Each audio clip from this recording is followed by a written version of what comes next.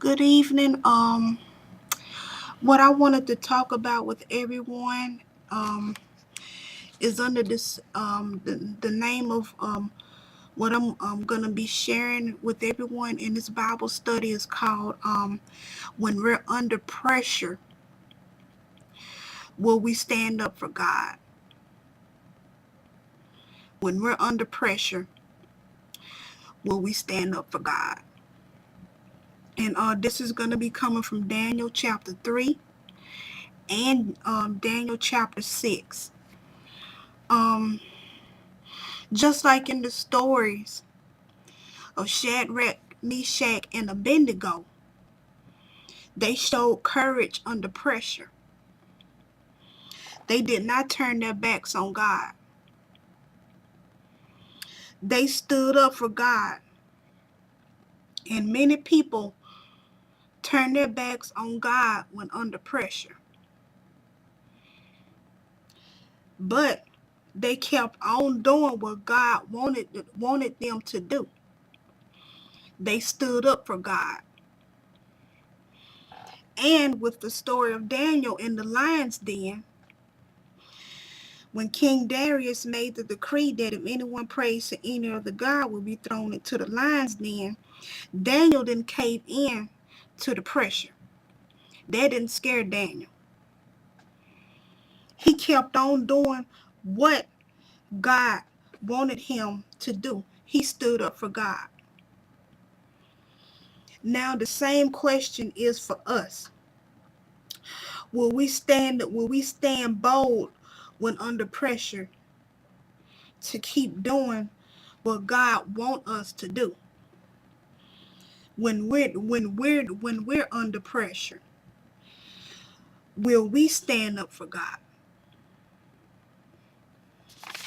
So what I'm gonna do is I'm gonna go ahead and jump right into the lesson, chapter 3, and starting at verse 1. It says this, and I will be reading from the New International Version, and as I've said numerous times, so please read and study these scriptures for yourself. Starting at verse 1, it says this: King Nebuchadnezzar made an image of gold 90 feet high and 9 feet wide, and set it up on the plain of Dura in the province of Babylon. Now, in verse 1, in Babylon's religious culture, statues were frequently worshipped. Nebuchadnezzar hoped to use this huge image, 90 feet by 9 feet wide, as a strategy to unite the nation and solidify his power by centralizing worship. This gold image may have been inspired by his dream. Instead of having only a head of gold, however, it was gold from head to toe. Nebuchadnezzar wanted his kingdom to last forever. When he made the statue, Nebuchadnezzar showed that his devotion to Daniel's God was short-lived. He neither feared nor worshipped nor obeyed the God who was behind the dream. And in verse 2 it says this: He then summoned the satraps, prefects, governors, advisors, treasurers, judges, magistrates, and all the other provincial officials to come to the dedication of the image he had set up. Now, in verse 2, satraps were governors over major divisions of the empire, serving as the chief representatives of the king. Prefects were governors over conquered cities. Governors were civil administrators over provinces. In verses 3 through 7, it says this: So the satraps, prefects, governors, advisors, treasurers, judges, magistrates, and all other provincial officials assembled for the dedication of the image that King Nebuchadnezzar had set up, and they stood before it. Then the herald loudly proclaimed, "This is what you are commanded to do, O people, nation, and men of every language. As soon as you hear the sound of the horn, flute, zither, lyre, harp, pipes, and all kinds of music, you must fall down and worship the image of gold that King Nebuchadnezzar has set up. Whoever does not fall down and worship will immediately be thrown into a blazing furnace." Therefore, as soon as they heard the sound of the horn, flute, zither, lyre, harp, and all kinds of music, all the peoples, nations, and men of every language fell down and worshiped the image of gold that King Nebuchadnezzar had set up. Nebuchadnezzar was not content to, to be the head of gold. He wanted to be represented by a whole image of gold. The people were happy to conform to his desires as long as he spared their lives and gave them what they needed. In verses 8 through 11, it says this: "At this time, some astrologers came forward and denounced the Jews. They said to King Nebuchadnezzar, 'O king, live forever. You have issued a decree, O king, that everyone who hears the sound of the horn, flute, zither, lyre, harp, pipe, and all kinds of music must fall down and worship the image of gold, and that whoever does not fall down and worship will be thrown into a blazing furnace.'" In these verses right here, this is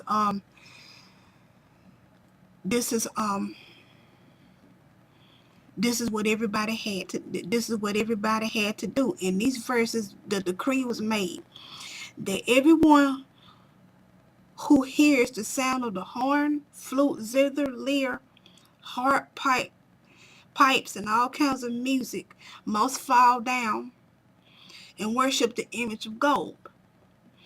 And whoever does not fall down and worship will be thrown into a blazing furnace. Verses 12 through 15, it says this. Starting at verse 12. "But there are some Jews whom you have set over the affairs of the province of Babylon, Shadrach, Meshach, and Abednego, who pay no attention to you, O king.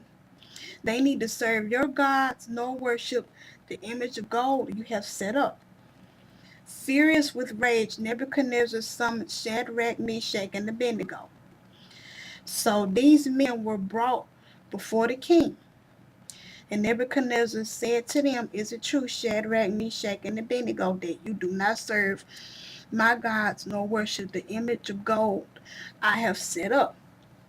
Now when you hear the sound of the horn, flute, zither, lyre, harp, pipes, and all kinds of music, if you are ready to fall down and worship the image I made, very good. But if you do not worship it, you will be thrown immediately into a blazing furnace. Then what God will be able to rescue you from my hand?" Now in these right here, we do not know if other Jews refused to fall down and worship the image, but these three were singled out as public examples. These three had determined never to worship another god, and they courageously took their stand. As a result, they were led away to be executed. When you stand for God, will you stand out? It may be painful, because it will be painful. And it may not always have a happy ending. As the supreme ruler of Babylonia, he expected absolute obedience, and this is Nebuchadnezzar here. But his pride caused him to go beyond his authority. His demands were unjust and his reactions extreme. If you find yourself angered when people don't follow your directions, ask yourself, why am I reacting? Your ego may be overly involved with your authority. To fall down and worship the image will violate God's commands in Exodus 20:3. You shall have no other gods before me. It would erase their testimony for God forever. Never again could they talk about the power of their God above all other gods. What excuses do we have for not standing up for him? And in verses 16-18, it says this: Shadrach, Meshach, and Abednego replied to the king, O Nebuchadnezzar, we do not need to defend ourselves before you in this matter. If we are thrown into the blazing furnace, the God we serve is able to save us from it. He will rescue us from your hand, O king. But if he does not, we want you to know, O king, that we will not serve your gods or worship the image of gold you have set up. Now, in these three verses here, Shadrach, Meshach, and Abednego were pressured to deny God,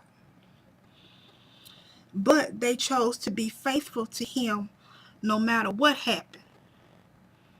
They trusted God to deliver them, but they were determined to be faithful regardless of the consequences.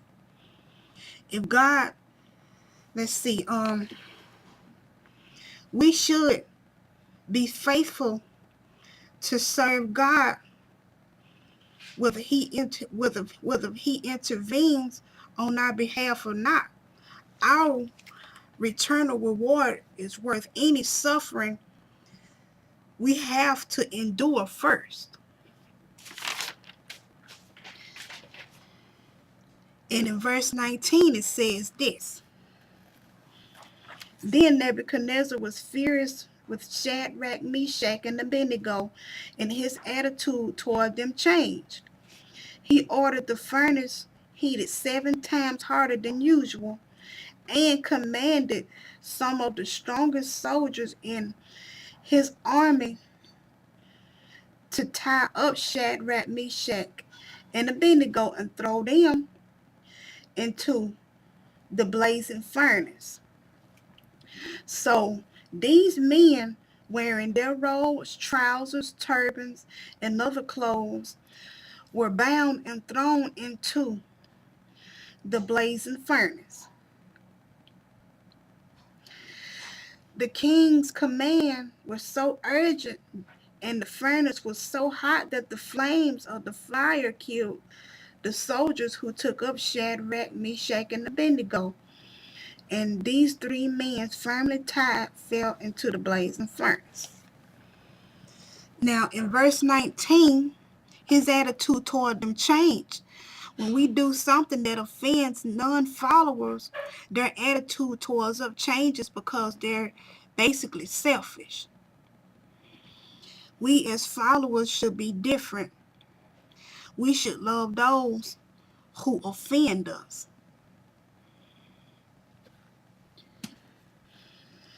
Going down to verse 24 and moving on to going down to verse 24 down to verse 30, it says this. Then King Nebuchadnezzar leaped up to his feet in amazement and asked his advisors, weren't there three men that were tied up and threw into the fire? They replied, certainly, O king. He said, look, I see four men walking around in the fire, unbound, unharmed, and the fourth looks like a son of the gods. Nebuchadnezzar approached the opening of the blazing furnace and shouted, Shadrach, Meshach, and Abednego, servants of the Most High God, come out, come here. So Shadrach, Meshach, and Abednego came out of the fire, and the satraps, prefects, governors, raw advisors crowded around them. They saw that the fire had not harmed their bodies, nor a hair of their heads singed. Their robes were not scorched, and there was no smell of fire on them. Then Nebuchadnezzar said, praise be to the God of Shadrach, Meshach, and Abednego, who has sent his angel and rescued his servants. They trusted in him and defied the king's commands and were willing to give up their lives rather than serve or worship any god except their own God.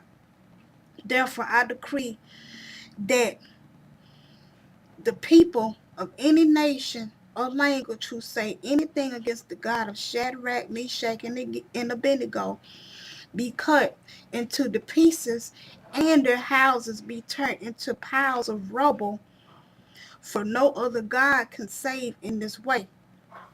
Then the king promoted Shadrach, Meshach, and Abednego in the province of Babylon. Now, in these last verses here, in chapter 3, God's deliverance of Shadrach, Meshach, and Abednego was a great victory of faith for the Jews in captivity. They were protected from harm. They were comforted in trial. God was glorified, and they were rewarded. Let us determine every day to be true to God no matter what, or no matter what, no matter how difficult it is.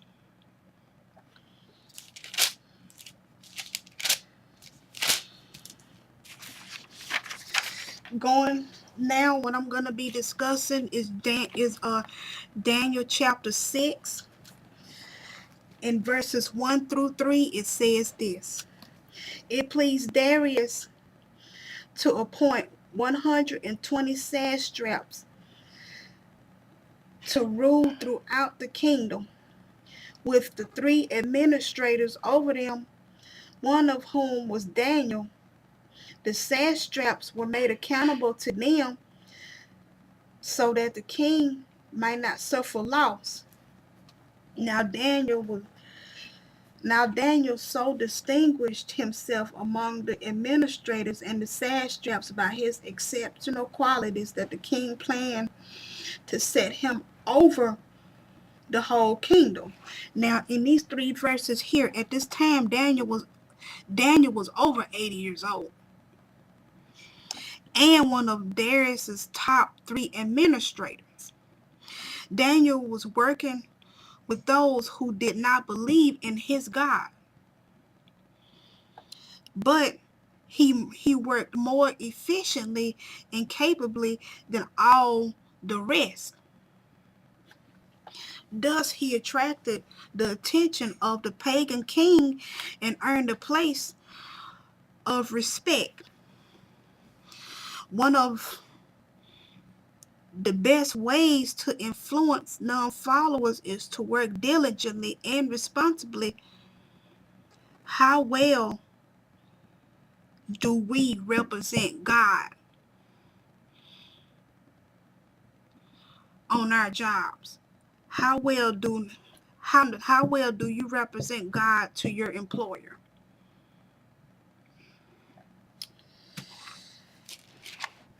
Going down to verses 4 and 5, in verse 4, it says this. At this time, the administrators and the satraps tried to find grounds for charges against Daniel in his conduct of government affairs, but they were not able to do so. They could find no corruption in him because he was so trustworthy, neither corrupt nor negligent. Finally, these men said, "We will never find any basis of charges against this man. Daniel, against this man Daniel, unless it has something to do with the law of his God." Now, in these two verses right here, the jealous officials couldn't find anything about Daniel's life to criticize. They couldn't find anything. So they attacked his religion.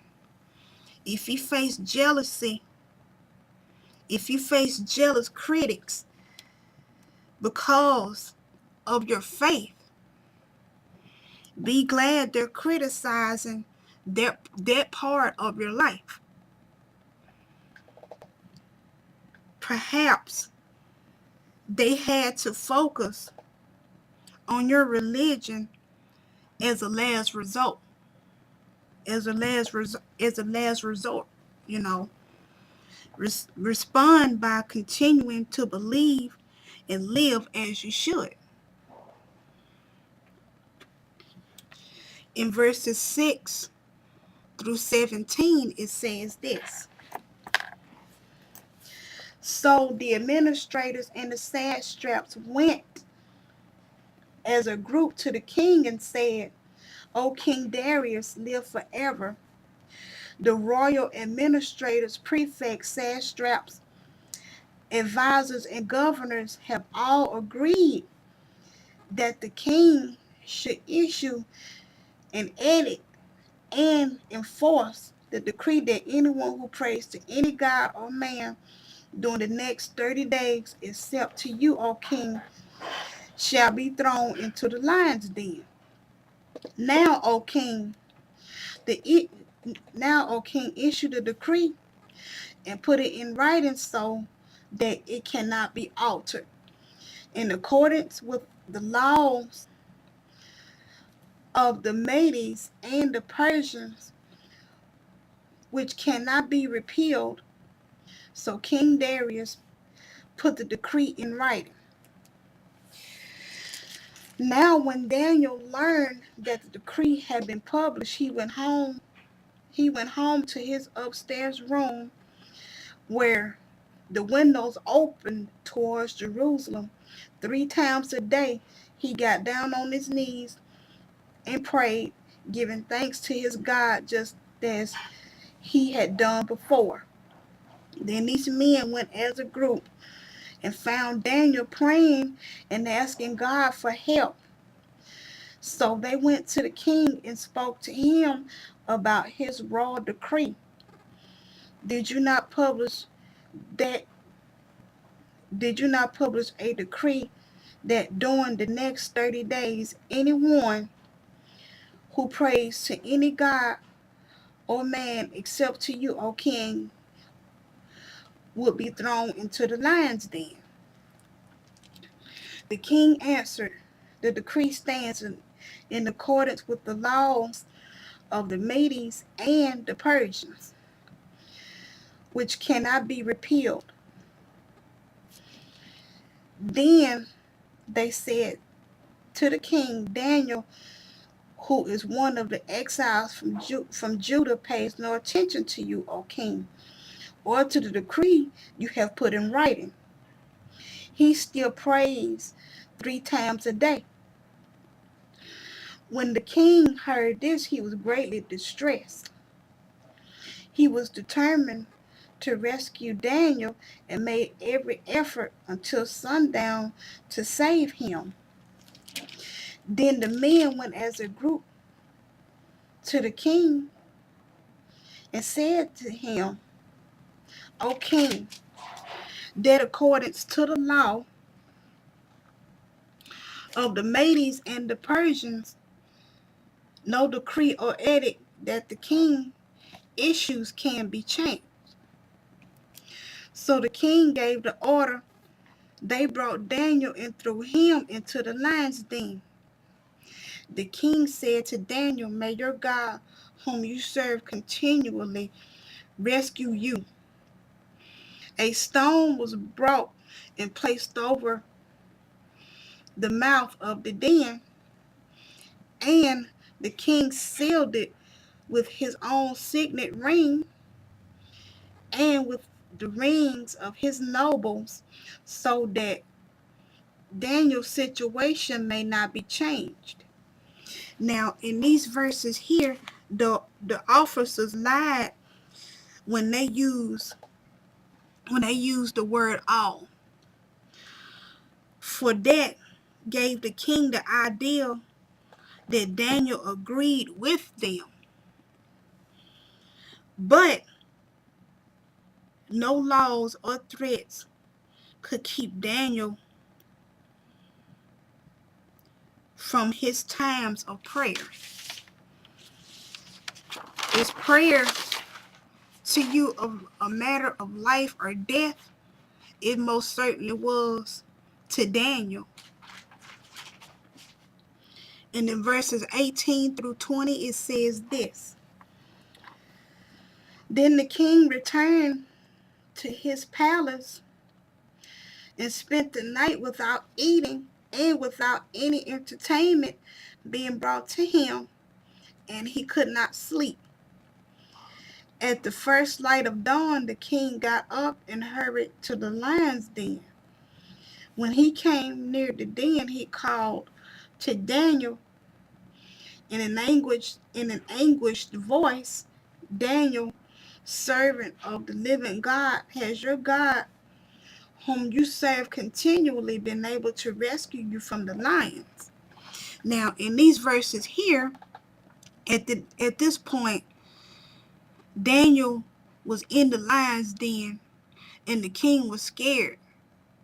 And he was, because at the first light of dawn, he went and hurried to the lion's den. And going down to verses 21 through 23, it says this. Daniel answered, O king, live forever. My God sent his angels, and he shut up the mouths of the lions. They have not hurt me, because I was found innocent in his sight, nor have I done any wrong before you, O king. The king was overjoyed and gave orders to lift Daniel out of the den. And when Daniel was lifted from the den, no wound was found on him, because he trusted in his God. Now, in these three verses here, verses 21, 22, and 23, the man or woman who trusts in God and obeys his will is untouchable until God takes him or her. To trust God is to have immeasurable peace. God, who delivered Daniel, will deliver you. Do you trust him with your life?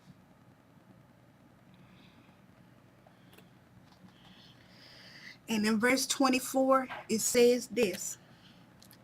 At the king's command, the king who had falsely accused Daniel were brought in and thrown into the lion's den along with their wives and children. And before they reached the floor of the den, the lions overpowered them and crushed all their bones. Now, in verse 24, in accordance with Persian Persian custom, this cruel punishment was transferred to those who has conspired against the king by provoking him into an unjust action. The king's great anger resulted in the execution of the evil officials and their families. Evil deeds often backfire on those who plan cruelty.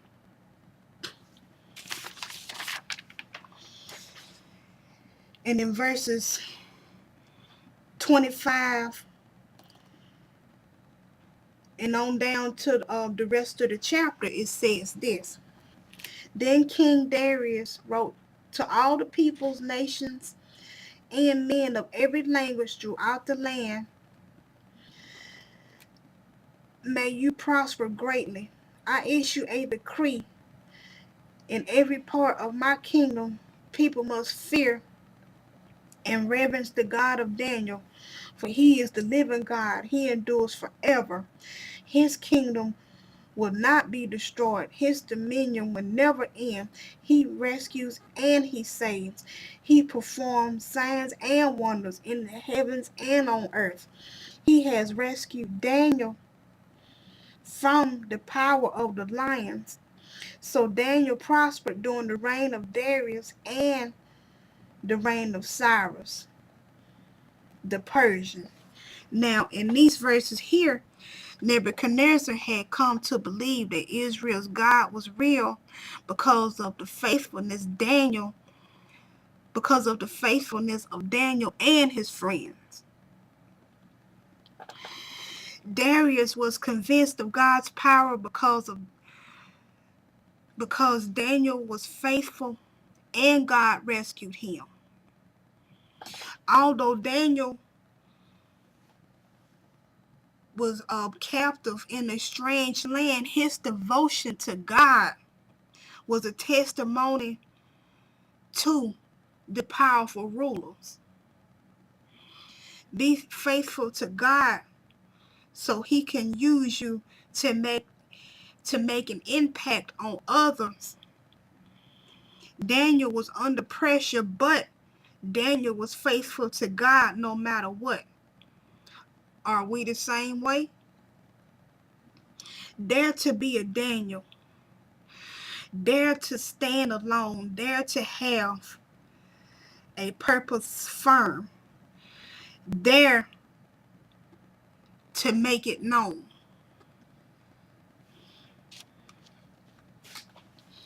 And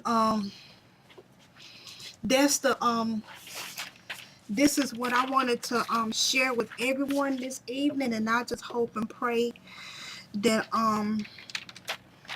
this video has been a blessing to everyone watching. I really do. I really and truly do. I hope and pray that this video has been a blessing to everyone watching. And the name of this video is called When We're Under Pressure, Will We Stand Up for God? And this is Andrea Moses Pitts coming to you live from Resource Films Incorporated. I love you all, and may Jesus bless you.